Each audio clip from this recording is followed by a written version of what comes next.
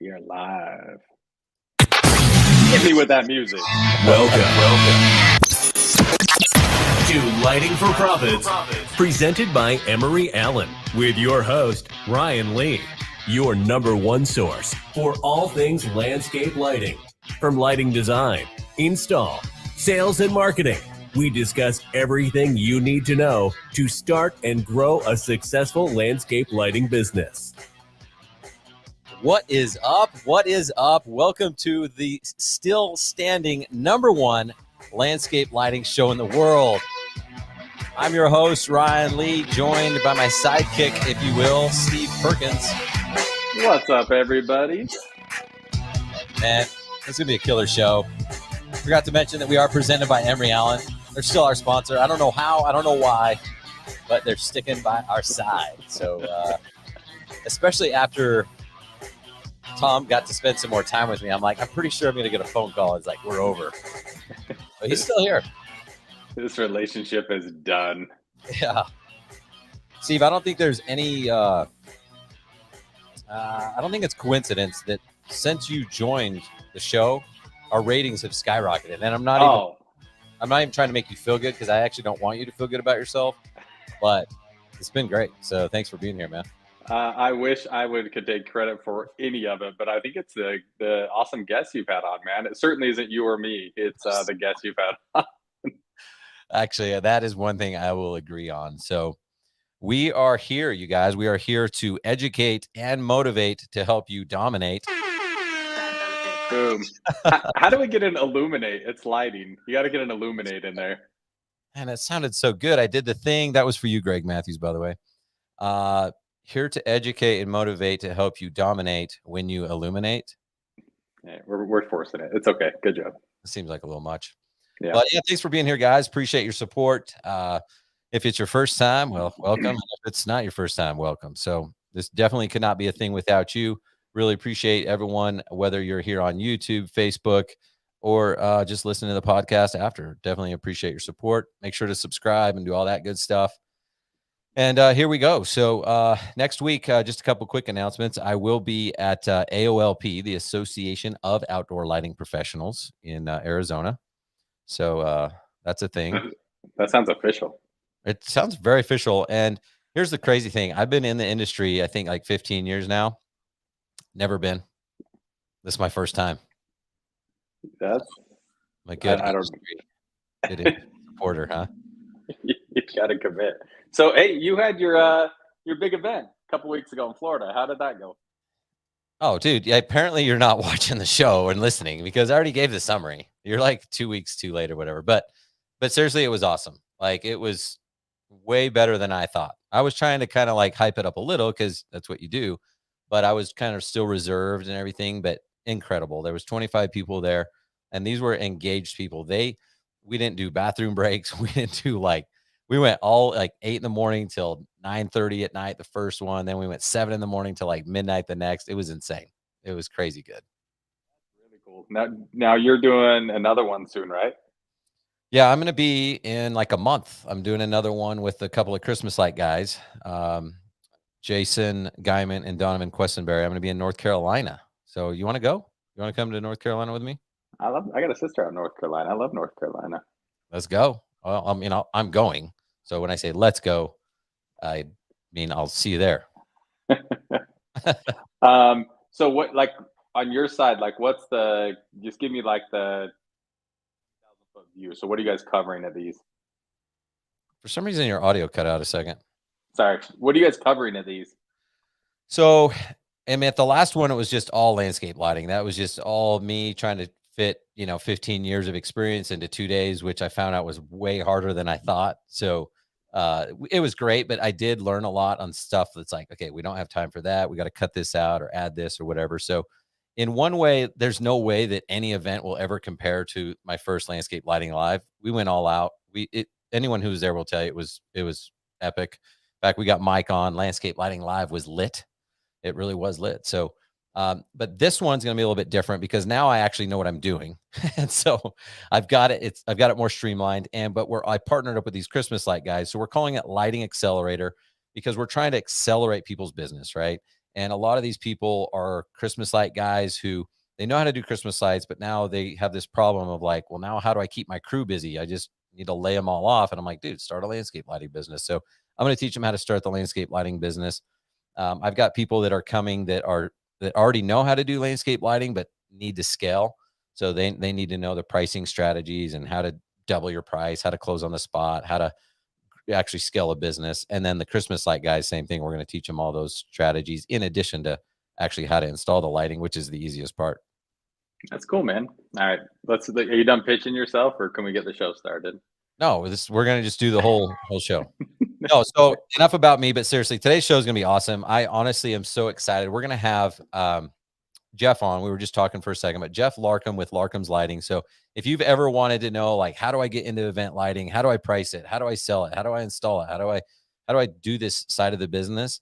This guy is the man. I'm telling you, I'm in his Facebook group and he acts like it's no big deal. Like, oh, it's easy, whatever. But I'm telling you, it's not, because people have questions and he has the answers. So if you guys have those questions, this is going to be a great show. I've had people actually messaging me in advance telling me they're excited about this and it's something they want to get into and everything else. So not every show that I get that, sorry, cool. past 45 guests, not every one of you had this demand. So I'm excited. Yeah, no one has been interested in our past guests. So this is a first. This is a first. Never. Yeah. But I'm excited about it. So we're going to talk about that. And kind of pick his brain. He seems to have figured out a lot of things that other people struggle with. So I'm super excited to have him on. Have you been, I know we were just saying have you been traveling, or you're traveling this week? Traveling this week, heading out to California tomorrow, just doing a quick video shoot and then I'll be back. But yeah, been traveling a little bit. It's kind of, things are finally starting to open up a little bit. It feels like people, This well, I week? say that and then it goes crazy. But yeah, I'm heading to where you were in a couple of weeks, down to Florida, and just things are starting to open up a little bit by bit. So it's good to get out and be with people again. When you get to West Palm Beach Airport, you can pick up a shot glass. I got lit West Palm Beach, Florida. I see what you did there, because it's a lighting show. Yeah. I'm just like, I was going to buy out the store in the airport and just buy all these and send them out to all of our listeners. They're That's like, good. someone's buying that? Yeah, I'm buying it. Well, that's funny, because West Palm Beach it's not like a Vegas or a Miami. It's like retirement village. I love that they have those at the airport. How was that there? It doesn't even make any sense. Like, did someone plant that for me? I don't know. Well, the reason I was asking is because I've been traveling more now than ever, and I don't really like traveling. So if anyone wants to hire me as a speaker, my fee is going up by the day. So just don't ask. But I really don't like traveling. I don't like the airplane. I don't like the airports, all that. I like being in a new location. That's great. But I had this experience the other day where when I lived in Texas, I always flew. I always flew American Airlines. What airline do you usually go on? Delta. We're a Delta hub. Yeah. Lake, so we're Delta. So now I'm like a convert, and now I've got the Delta number and doing all that. And I didn't realize this until I flew American the other day for some reason. It must have been the cheaper flight. I'm not really sure, but I was on American, and I realized after now flying Delta for like the past 5 or 6 flights that American Airlines sucks. I was like, seriously? Like, I thought just flying on a plane was flying on a plane, but it's not the same thing. No, American's terrible. Like I like American Spirit. Those ones. I mean, they're in like with the cheap ones. That's where I put them, because like JetBlue does okay. Southwest does pretty well. I just don't like you don't get assigned seating. Delta has its plus and minuses, but yeah, American's rough, man.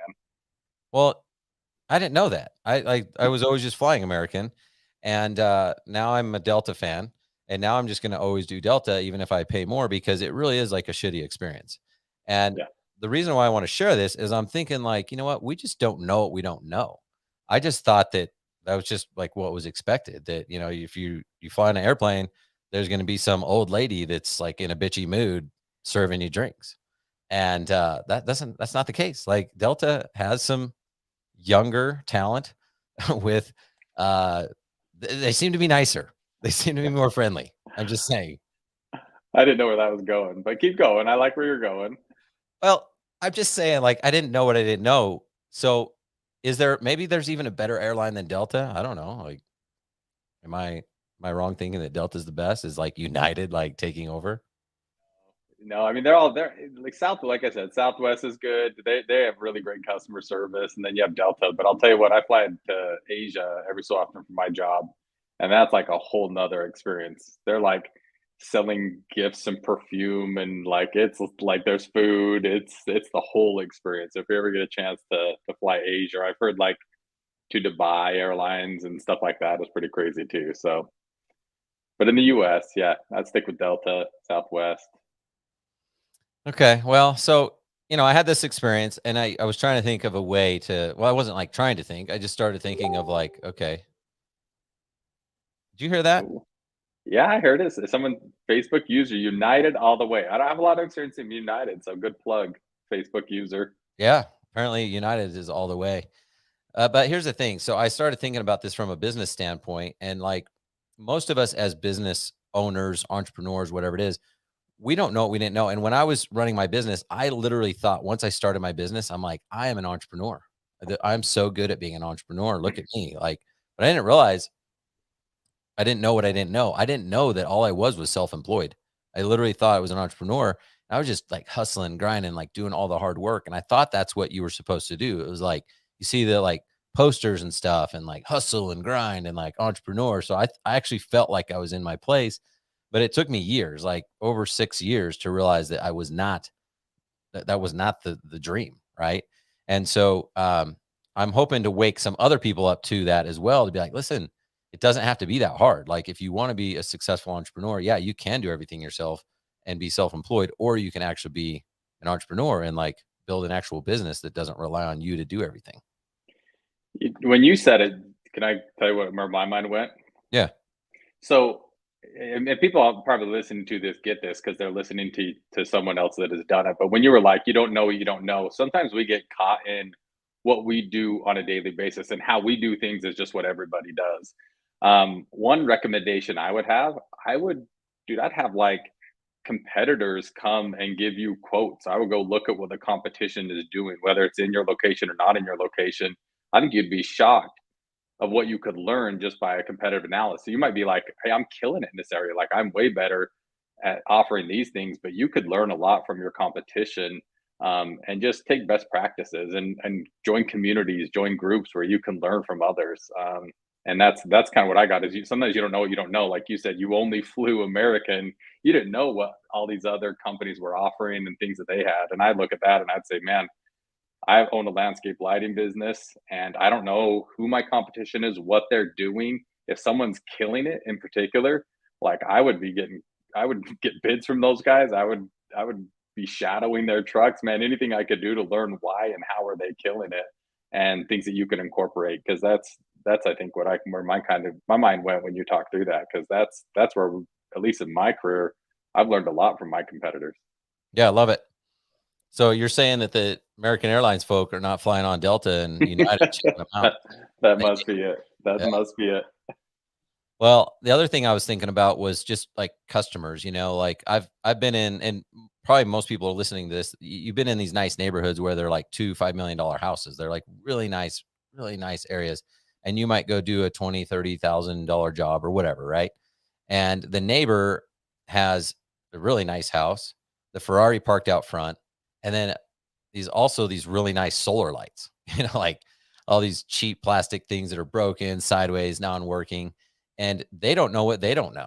They literally think that they have outdoor lighting. They think they have landscape lighting. And you would think, well, yeah, but they saw the neighbors, but not really. Like no one has ever taken the time to build value in their mind on why they need landscape lighting. And so you gotta think outside the box and be like, how am I going to get in front of that person? How am I going to educate them? How am I going to give them that experience? And for me, it's knocking on their door saying, let me set up some temporary lights and show you how I can transform this place into a palace. But yeah, our customers also don't know what they don't know. So that's why a lot of them are price driven, because they literally think that everything is the same.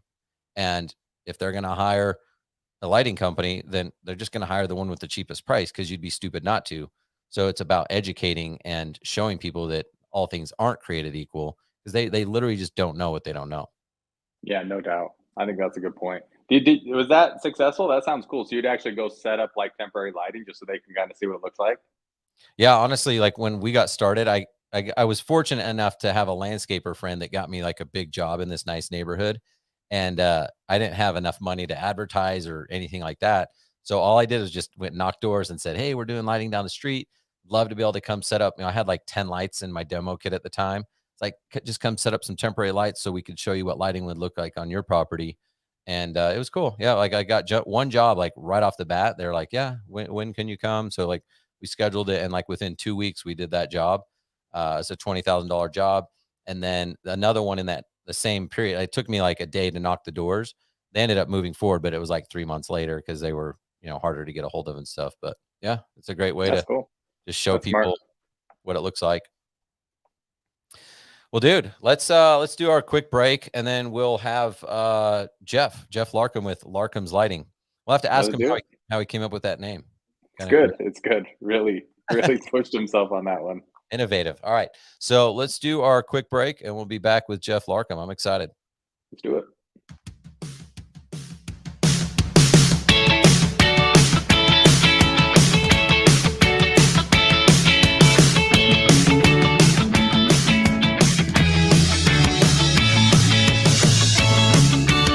There's more to landscape lighting than just throwing a fixture under a tree. The best display is one that was not only designed well, but also stands the test of time. High-quality fixtures and bulbs are key to long-term success and customer happiness. At Emery Allen, our focus is on creating only the highest performance landscape bulbs in the industry, with long-lasting components that don't degrade or flicker with age. Each bulb's appearance is always consistent throughout your lighting project. We offer a wide range of base types, beam spreads, and color choices that will fit your needs. To learn more, give us a call at 843-480-4473 or email us at info@emeryallen.com. Are you tired of working dawn to dusk 7 days a week and still struggling? Working hard isn't your issue. What you need to focus on is the business side of your business. That's where Profits Unlimited comes in. With our 42 years of experience in the industry, we have faced the challenges you are going through. We can help you with bidding, contracts, marketing, selling, and much more. Check us out at profitsrus.com. That's profitsareus.com when you are ready to earn what you deserve. And don't forget, tune into Profit Time at 10 to 11 a.m. Eastern Standard Time, Monday, Wednesday, and Friday. Remember, profit is not a dirty word. Hey, this is Jeff Hesser, senior contributor and co-host of the Weekend Review here on Turfs Up Radio. Can't make it to major green industry events, but want to stay connected? Don't worry, we have you covered. Be sure to download the Turfs Up Radio app or visit our website. We'll bring you the live coverage you need to keep you up to date with everything that happens in our industry. And to find out where we'll be next, simply visit greenindustryevents.com. That's greenindustryevents.com. And always remember, Turfs Up Radio, your industry, your station.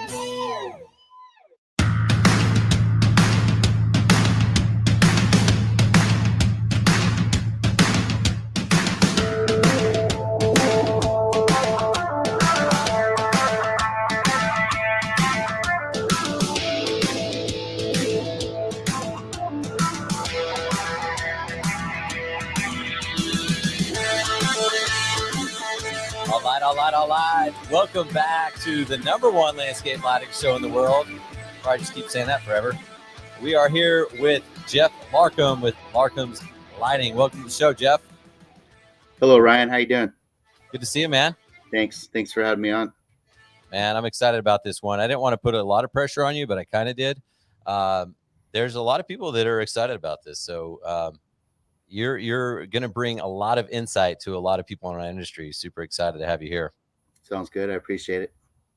And you got a local guy here, Tommy, saying was anyone showed up for me? I don't even know, Tommy. Are you drunk? It's only like 2 p.m. there. Tommy's a good guy. He's kind of a legend in the landscape area. So he's okay. He's okay. Got to give Tommy a hard time. Let's get into it. Tell us a little bit about yourself. Where are you from? So I'm originally from Anderson, Indiana. Joined the military, 95, 99, Marine Corps. Went to the little gun club down south in San Diego and all that. And pretty much decided to stay out here in California once I got out of the military. So in the military, 95, 99. and started doing lighting in about 2003. So Very cool. Thanks for your service, man. I didn't realize that. no, thank you. It Yeah, was a very good experience. I mean, I grew up in Indiana, so there wasn't much to look forward to. So just got out of there as quick as I could. So cool. So tell me about your background more recently. When did you get into the actual lighting industry? right. So I started doing the holiday lighting back in 2003. My general idea was, just start a business that I could kind of provide for my family and all that. Christmas time rolls around. Naturally, you want Christmas time kind of be taken care of, so you don't have to worry about it. Kind of always want to make like a little family business out of it and all that. And did my first backyard wedding in 2015. Somebody called me and they're like, "Hey, do you do backyard weddings?" And I'm like, "Yeah, sure. Why Of not?" course I do. Yeah, so it's definitely in business you can't, you'll find a way to do it one way or another. I mean, you obviously want to grow and get into more areas and all that, so you're not going to be like, "Oh, I can't do that," or landscape lighting. I'm sure you can figure it out or call somebody or whatever if you need to try to get it figured out. So now that you're into event lighting, you've been doing it, I guess, what, 5 years now? Right, 2015, 15? Okay. 7. I can't do math, 7 years. but however, how many ever years that is. What do you like about event lighting versus holiday lighting? Sure. I mean, holiday lighting, I mean, you can literally like break your neck and people don't like really appreciate it too much, it seems like. I mean, Yeah, they're like, "Oh, why is the other guy less?" You're like, "Well, he cares less about his life." I don't yeah. know. I mean, my son's pediatrician, he's like, "Oh, yeah, falls are the second leading cause of death in men over 40." And I'm like, "Oh, that's great. That's exactly what I want to hear." But literally, Christmas lights, I mean, it's a big demand for what you have to do. I mean, we were on a roof like this, where we're roped up and everything else, and the only thing the guy cared about was, "Oh, that bulb right there is not straight," or whatever. But to me, just weddings seem more rewarding. People actually appreciate it a little more. They're willing to pay a little bit more money for it. It'll end up in like publications or people actually see your work, and that's pretty much the way you start selling your work, because people start recognizing you and the product that you provide and that kind of stuff. So I think overall it's a little more. I mean, I like the holiday side too, but once the holiday side is over, myself and my people are like totally ready for the wedding side, obviously, because it's a little different beast or whatnot. So Yeah, cool. Well, I don't remember exactly the date when you and I like first talked or met or whatever. But I know at the time you were still had like a full-time job and doing most of the stuff on the side. But at some point in the last period of time, you're all in now, right? right. So I actually had a city job. I was an animal control officer or a dog catcher. It was a pretty good job. I mean, it had benefits and retirement and all that kind of stuff. Probably last summer I was pretty booked out. I probably had like 40 or 50 weddings on the books, and they came to me. Obviously, my job was they could tell my business was growing and that kind of stuff, and it was kind of taken away from obviously my focus on my day job. They pretty much told me I couldn't do my business for 4 months. So I had this little discussion with my wife, and obviously your business is something that you build, right? You're not just going to walk away from it and be like, "Oh, okay, whatever."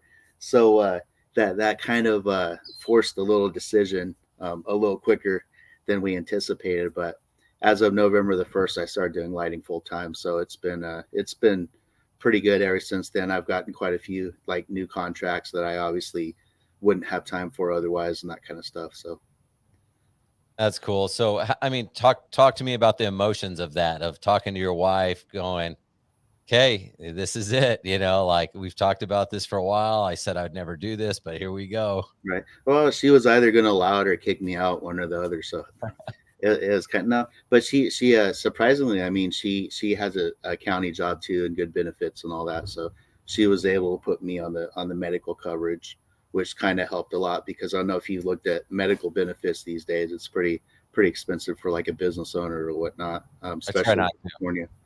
Yeah, try not So, to look at those. yeah.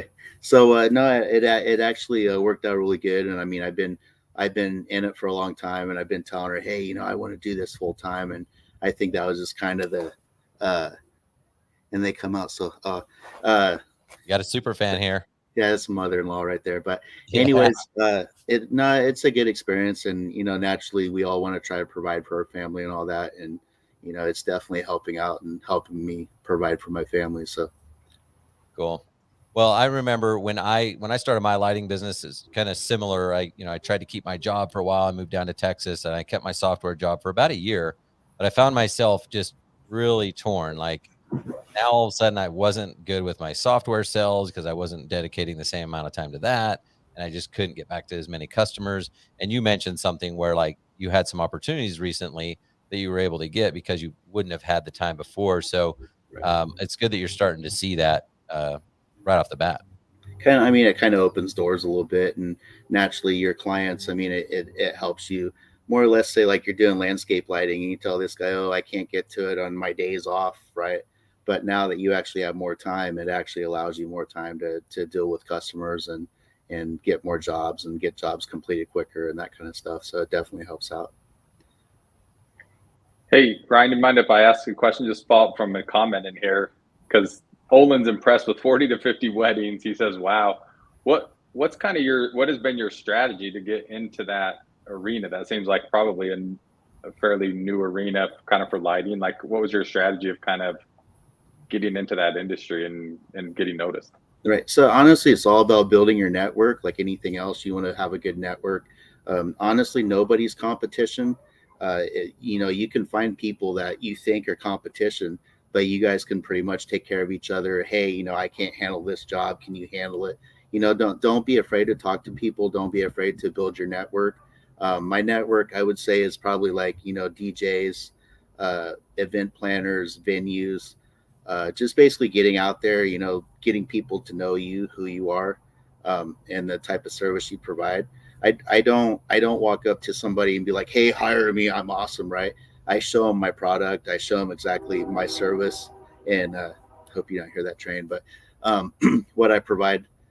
Yeah, I actually gave the neighbor dog a jar of peanut butter so he'd shut up too. But anyways, worked out pretty good. I actually chucked it over the fence. You guys didn't see it, but anyways, This is a true story because I did hear the dog barking right before right. we started. So He's chewing on a jar of peanut butter. My neighbor will probably yell at me later, but hey, it's all good. That is so good. And my wife's like, "Where's the peanut butter?" It's kind of weird, but so no, it's definitely good. Build your network. Network, venues, DJs, event planners. Social media is really big because, for example, my Instagram, people will literally go on my Instagram and oh, I want this, so it definitely helps out, that way. Social media, Instagram, all that good stuff. So when you say, your network of DJs and wedding planners, stuff like that, what is your approach? Like you said, you're not just telling them like, hire me, I'm the best, but is it a phone call? Are you visiting them in person? How are you what do you do very first? Right, just in general, even on like Instagram or Facebook or social media, just reach out, introduce yourself. Hey, I'm Jeff. A lot of people that I have found out too, there's a DJ that I just spoke to a couple days ago. He's been in the industry for like 26 years, and I was doing a site visit up in El Dorado Hills for a big festival up there, and he's like, hey, I want to talk to you. And I'm like, all right, holy crap, right? So he's like, oh yeah, I see your work all over the place, and started talking to me. He's like, I want to get to know you. I want to know what you're all about and where you came from and how you got here. So a lot of people, once you introduce yourself that way and then you physically meet them, they kind of get an impression of you. And then this guy's like, oh, I have all kinds of string lighting jobs. He's like, I hate string lighting. He's like, now that I know you, obviously I'll refer the jobs to you and that kind of stuff. So it's just basically, getting out there, getting your face out there, getting to meet people, getting to know people.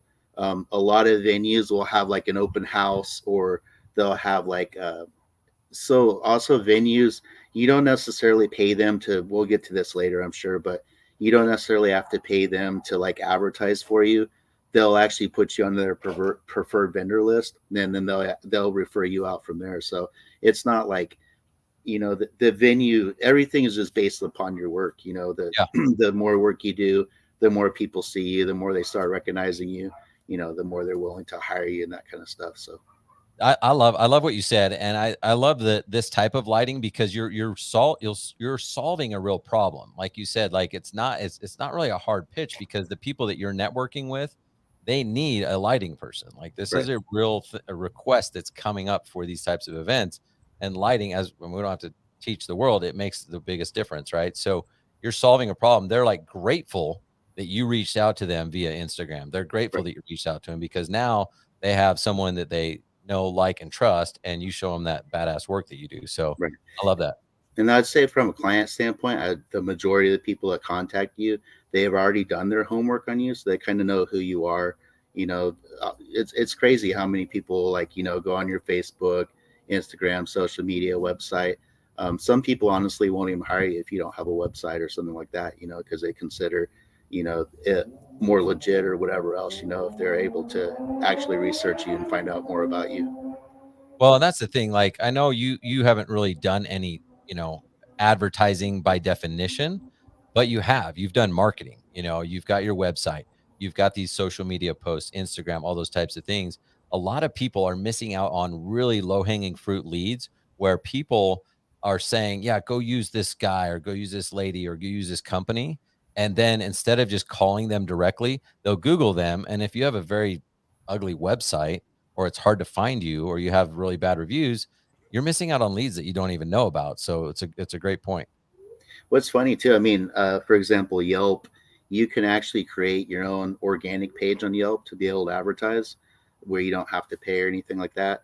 And kind of the secret with Yelp is what I would do is like all your Christmas light clients currently, I'd be like, hey man, if you're not supposed to do this technically, but hey, if you give me a decent review on Yelp, I'll give you a little, whatever, kind of take care of them. So if I was in someone else's situation right now, I would contact the good majority of my lighting clients that I know are like really happy. Obviously I did a really good job. Then you can basically build your Yelp account up that way. And then people see all these reviews and they're like, oh, this guy's legit, and then they'll start giving you calls and that kind of stuff. So. And you mentioned Yelp. Is that where you're getting a lot of your leads for weddings? I mean, a lot of leads will come from Yelp, primarily like weddings or like the permanent bistro lighting or something like that. So, and then on the other hand, Yelp will actually like play with the rhythm a little bit, and kind of like mess with it to be like, oh yeah, because obviously your traffic's going to go down at some point, in between Christmas and everything else. So they'll kind of like use that to like try to get you to advertise or whatnot. But you can pretty much do all that, organically and get your own leads and kind of bring yourself up a little bit that way too. So it definitely works. Awesome. Okay, what we're going to do is take a quick break, and I got a ton more questions for you. So appreciate you being here. Appreciate the info so far, man. Sounds good. Peanut butter is still doing good. So yeah, if you got like 2 minutes, if you need to go grab another jar or whatever. Appreciate it.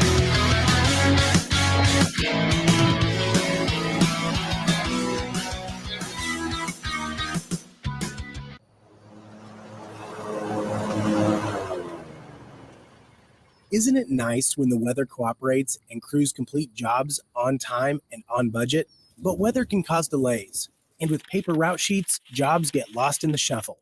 That's why you need Aspire Crew Control scheduling software, an easy-to-use, flexible, and affordable solution that allows you to shift schedules with a single click.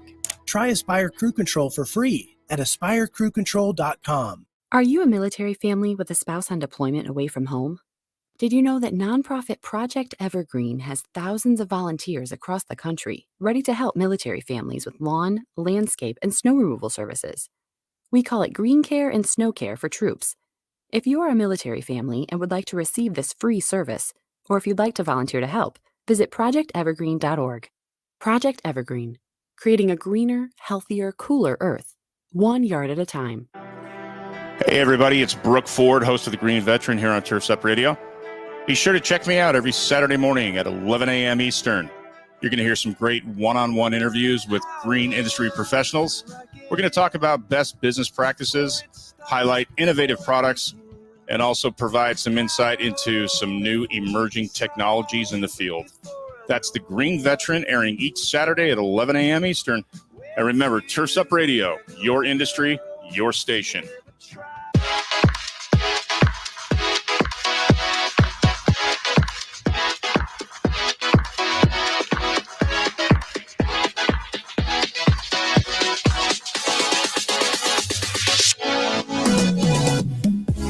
Welcome back to Lighting for Profits, presented by Emery Allen. Go to emeryallen.com to go check out them for if you need some bulbs or lamps or whatever you call them these days.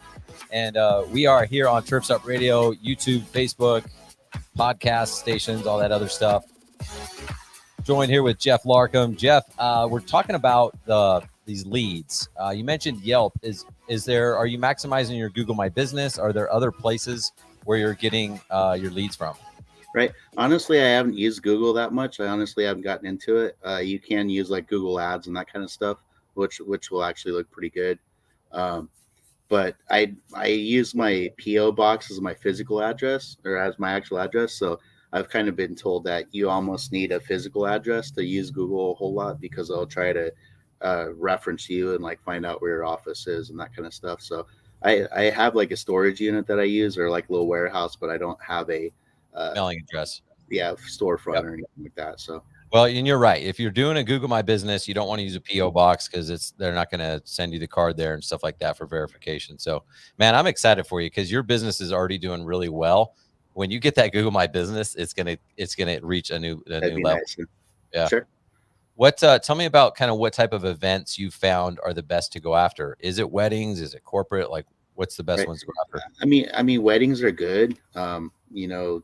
The average ticket for a wedding is anywhere from $1,500 to $6,000. I did an Indian wedding last year for like $6,000, but it lasts like a whole week. I think I had like 24 lighting poles out there. It was pretty crazy. Speak up or what? No, I'm just making obscene hand gestures with Steve. I thought I wasn't allowed to say Indian or something. I wasn't sure, but it was a Middle Eastern wedding, I guess you'd say. But no, it was definitely a cool wedding. And, you know, if you want like return business, I would probably focus like on corporate events. Corporate events are really big. Obviously, they've died down a little bit with the whole COVID thing and all that, but they're actually starting to pick back up a little bit. So corporate events are good because I'll tell you why. If you can get in with like a really good corporate event planner, those are something that will like come around yearly. You know, say like you did a Christmas party or a farm to fork or something like that. Those are events that they're going to basically use you for every year, like every time they have an event or whatnot. So corporate's definitely a good area to get into if you can. How would someone do that? Do they just Google corporate event planners near me? Right. I would probably, you know, each market's a little different. I mean, I'm in California, so I'm not sure. Eric Pierce. Hey, buddy. That's one of my old high school buddies. Yeah, Eric. Yeah, for being here. We went to private school for 6 years. That was pretty cool. But anyways, no, just probably again your network. You know, try to you know find people that you can literally network with that will refer you and will use you. Planners, you know, corporate event planners. I wouldn't necessarily say venues. I would say that mostly like event planners and all that will definitely help you out in that area.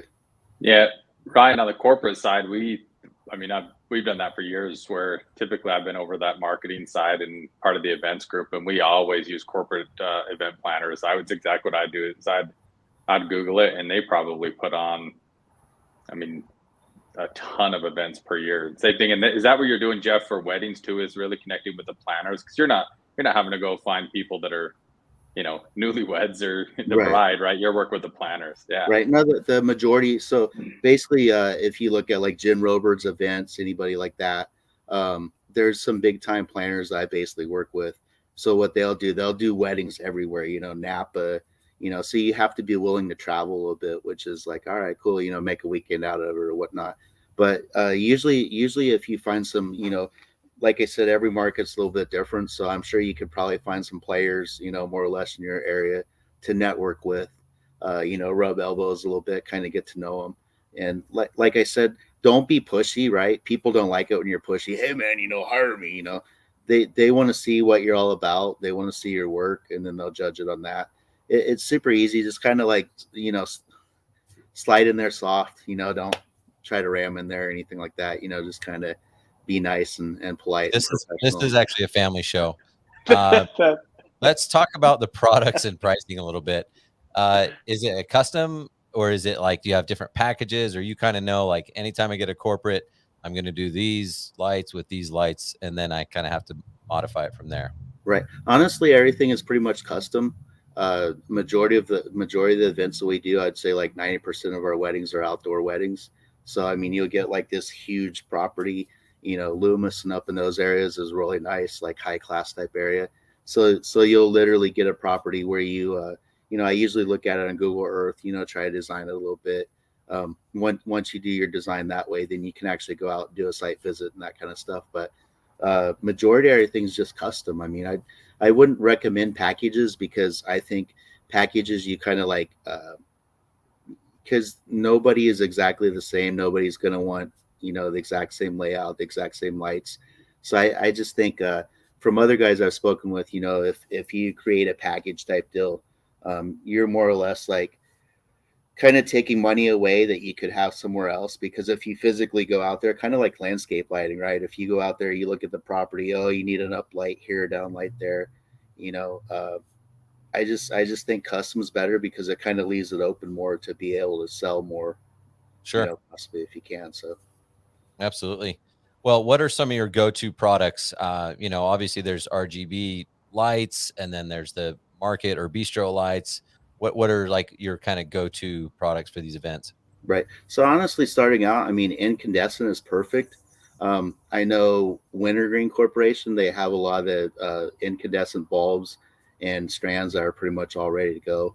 You can buy like 25 bulbs for like $8, right? Which is super cool. Incandescent, you really can't go wrong because when people think of lighting, they actually envision like the incandescent color. So a lot of the LED lights are kind of hard to get, that specific color that you're looking for. So incandescent, like I'm still partial to the old G50 bulbs, the nice glass looking bulbs. You can do that. Basically make your own sockets out of the C9 strands, like the black cord, usually 24-inch spacing. I've recently switched out to like LEDs, like the G40s. The G40s are good too. For uplighting, I usually use like Freedom Par, like the wireless type uplighting. Hey, real quick, but Sure. back on the bistro lights, you like using the C9 cord because it's lighter, right? Instead of Right. going to like the bistro cord. Right. So what a lot of people don't realize is bistro light and market lighting is two different things, right? The bistro light is more your heavier duty cord, like you see at wineries, places like that. It's the big, the hanging sockets and all that. The market lights are like more like the C9 cord, so it's a lot lighter. You can do a lot more. The issue with the bistro lights is if you use the bistro lights and you do more than like a 25-foot run, you're gonna have to use support cabling and all that kind of stuff because it gets pretty heavy. If you use the market lights, then naturally you don't have to worry about the support cabling and all that. You can usually run. I've ran 100 feet run without support cabling, just using 2 points. Okay. So and since it's temporary, I mean, this is literally usually up for like one day, one night. Right. Maybe a weekend at the most. But the thing I try to shy away from, and I'm sure a lot of guys feel the same, is like I'm not a big fan of doing lighting over like a swimming pool or anything like that, because obviously there's codes and all that against it where it has to be like 10 feet high and 10 feet away from the water and this kind of stuff. Right. So I try to stray away from all that kind of stuff if I can. So, gotcha. And I cut you off when you were starting to talk about the uplights. Do you do wired or do you wireless color changing? So I do wireless right now. I do the Chauvet Freedom Pars. They work really well. The only thing I recommend with uplights is the Chinese knockoffs are okay. Maybe starting out, you don't need something top of the line, but something like maybe middle of the line, halfway decent. And then what a lot of guys don't realize is like you don't have to have all this product to start out. Basically, what you do is you find a rental company near you, and you can pretty much rent the uplights from them for like $25 a piece, and then turn around and rent them out to the client for like $30 or $40 a piece. So you don't have to like start out with like 200 uplights or anything like that. Just kind of gradually start out with some market lights, maybe a few uplights, maybe some down lights, and then you can gradually add to it from there. Yeah, good tip. That's awesome. How about pricing? So you got the lead, you got the sell, you know what product you're using. How do you price it? Right. So every market is a little bit different. If I was located in a different market, I would probably research that market just to see, what lighting's going for in that area. For like the string lights, I usually try to be like, $4 to $5 a foot, somewhere on there, which includes the rental plus the installation. I usually charge, you can charge for delivery and pickup. You can charge for like after hours removal. You can charge for like day of installation. So I think there's a couple different options. I charge per foot. Some guys will charge per foot plus like man hour or whatever else. So you could technically charge, say you charge $1 a foot for the lights, then you could still charge your man hours on top of that too if you wanted to. So it just depends. You're usually doing a combination of just figuring out how long it's going to take you and then how much your materials are for a rental. Right. But most of the time, I think once you buy the product for your first time, like if you sell a job, then that product's kind of paid for all the rest of them, right? Right. And honestly, like a lot of these jobs, you don't have to be out of pocket, because what you're doing is like holiday. You're still taking a 50% deposit. So whatever materials you need, you can basically use that deposit. The brand of uplight that I probably recommend is like Chauvet. They're pretty good. There's some new ones out there, decent too, that I was just talking to another guy about. I think I actually posted it on the Facebook group, but they're supposed to be pretty decent too. So I would probably, obviously go something that's somewhat name brand, and then you have to be careful, make sure it's like UL approved and that kind of stuff, because some venues will actually not allow the uplight in if it doesn't meet, specific specifications or whatnot. So. Gotcha. Okay. Larry wants us to spell that. I showed him earlier. I don't know how to do math, so I'm not going to try to spell it. But I think it's CHAUVET. Yep, that's what I was going to say. And I have the Freedom Pars. I think I have the 6s, the Tri-6s. They're like $300 a pop, but you don't necessarily need anything like that. And then that was another one of my thoughts with the landscape lighting side, because say you're doing a venue outside, you don't like leaving these $300 lights lying around. So my general idea was maybe getting into some landscape lighting too, to be able to basically string it out that way, versus leaving all your $300 lights that aren't IP rated and stuff like that too. So I mean, that's always another option to get into if you really wanted to. Now we're getting somewhere. I like when we're promoting landscape lighting. There you go. Well, I gotta think some of those, Ryan, like you said, you get on a street at $2 to $5 million houses. They've not only did the outdoor lighting, they're doing outdoor parties, kids' birthday parties, all that sort of stuff. And so to have your card handy, saying, "Hey, we do event lighting as well," I gotta imagine that would go over well. So I mean, this could technically spin. I mean, say you're doing an event, and they have like, "Oh, I want this tree uplighted. I want this tree uplighted. I want the pathway uplighted." I'm actually working on one right now where I'm like, "Oh yeah, we do permanent lighting too." And she's like, "Oh yeah, that would be great." First quote of the year. And she's like, "Okay, yeah, I want the moon down spot here and pathway lighting." But this lady, she wants pathway lighting, but she doesn't want to see the pathway lights. She wants to like use the existing trees, I guess, to do the pathway lighting, baby. There you go. Well, no, that's awesome. But apparently you guys don't know what the music means. That means we're going to stop talking for a minute. So thank you for that. But the good news is, Jeff, you qualified to stay on the show, because I've got more questions for you, and we're not just going to end it just because we're supposed to end it. So we're going to keep going. So you qualified to take over the last portion of the show. Refill that peanut butter jar. Refill that peanut butter jar, Jeff. We're all right. Go, go, go. He's still licking it.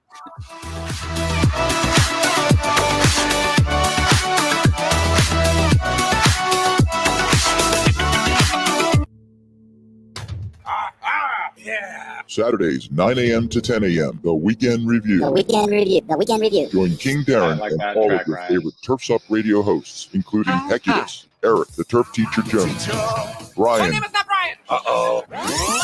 Ryan Lee, Wayne the Prophet Bowles, One opportunity. his son Daniel, Brooke Ford, the Green Veteran, and many more. Join us live as we unpack the week and share what you may have missed live on Turfs Up Radio. That's the Weekend Review, Saturdays, 9 to 10 a.m. Eastern, right here on Turfs Up Radio, your industry, your station. Yeah!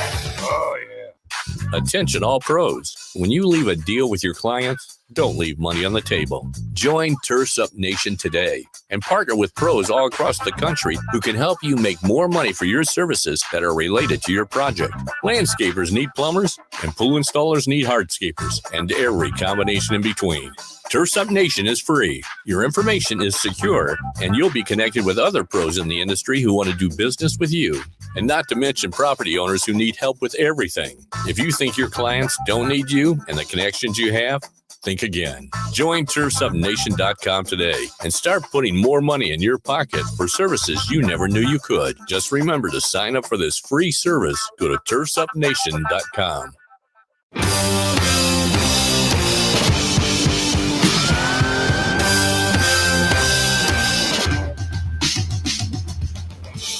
All right. Oh, we on? We're on.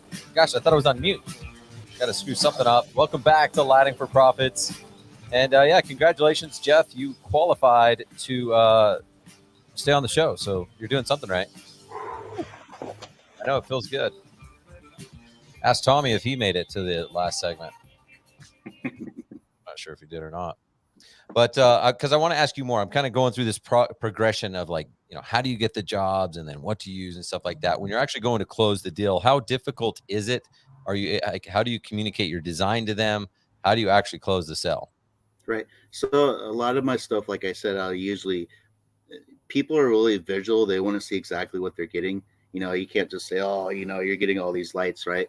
I'll literally like lay out a whole design for them. You know, more or less build like a design. Or what I'll do is also I'll ask for like, they think it's really cool if you're like, oh, you know, do you have a layout, or, you know, do you have a floor plan or anything like that? Because a normal lighting guy is not going to be like, oh, do you have a floor plan? You know, they're like, holy crap, right? This, I'm not supposed to say crap. I'm sorry, I guess. But you've already said worse, so keep going. Now my mother-in-law was telling me not to say that. Anyways, okay. But it's the military. I'm sorry. But so literally I will design a whole plan for them. You know, I'll use like Google Earth a lot, or I'll literally like, if you go on, I know we're live here. If you go on Canva, you ever use Canva at all? Yeah. Canva. You can go on Canva, right? And you can now Jeff has to spell everything because Larry wanted it. Larry, Canva. Thanks, Larry. Thanks, Larry.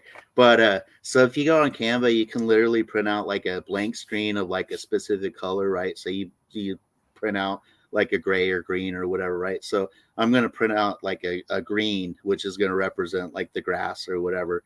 And then you can literally go on there, save that to your photos, and then you can go to your photos. And then I'll lay it out with like, you know, you can make the yellow lines and all that to basically make a diagram or layout for them. So I'll literally like lay it all out that way, you know, show them the measurements, show them the lighting poles, show them like a tree, right? So you're like, I also use Joust or Joist. There you go, Larry. Joist, Joist, Joust. So that actually allows you to attach your layouts, your photos, all that kind of stuff. So when you actually present the estimate to them, they can literally open it up, and then I'll be like, you know, oh, this is my example of market lighting. They can see market lighting. This is my example of fairy lights. They can see fairy lights. So I literally like lay it all out for them. Some people say, well, don't do that. Somebody will steal your design or steal your plan or whatever. I've probably only had that happen like once or twice within the past 7 years. So, I mean, if they're going to, they're going to. It's not like you're really going to control, you know, what they're going to do or whatnot. Was it Andy? Tell us who it was.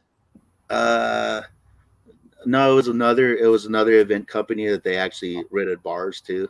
So I was hoping it was someone I knew. Yeah, we're gonna hire this lighting guy because he rents bars, and I'm like, okay, well, I don't rent bars, so sorry. But they literally took my design and basically showed that guy, and he's like, oh, okay, I can do that. I'm like, all right, whatever. So I mean, it happens, but so I'll literally design it all out for them. I use that Joust app, and then that way they can physically see all the photos. Andy probably did it. Who knows? I actually talked to Andy. He's pretty cool. So hopefully we can work together. But another guy that's just okay. But yeah. Those people called back, so I'll be talking to him. But so yeah, I'll literally design it all out for him. I'll lay it all out. So what I do ahead of time, basically before I meet with anybody, we're already in contract. I already have a deposit. So it's not like I'm really wasting my time like they're going to back out. So just by doing that, just by doing that, you can kind of pre-qualify them, right? I mean, it takes a little bit of time on the front end, but at least you're not driving all the way to like, Napa or somewhere, and they're like, oh no, that's too expensive, right? So they already have an idea how much it's going to charge and their costs and all that. So that's great. So just to clarify, you are getting a deposit before you even go meet with them to sell them. Yes, we're all in totally. I mean, we're in contract and all that basically. And you tell them, you're like, hey, this could be a little bit more, it could be a little less, just depending on the way things are laid out. So once you come up with the design form, or a lot of times the planner will actually give you a design too, because my planners are good enough to where they're like, oh yeah, I need like 200, 350 feet of lights or whatever else, and they'll kind of give you their plan and that kind of stuff. And then you can go through and draw your lights on top of that. But I use Google Earth a lot. That's a really good tool.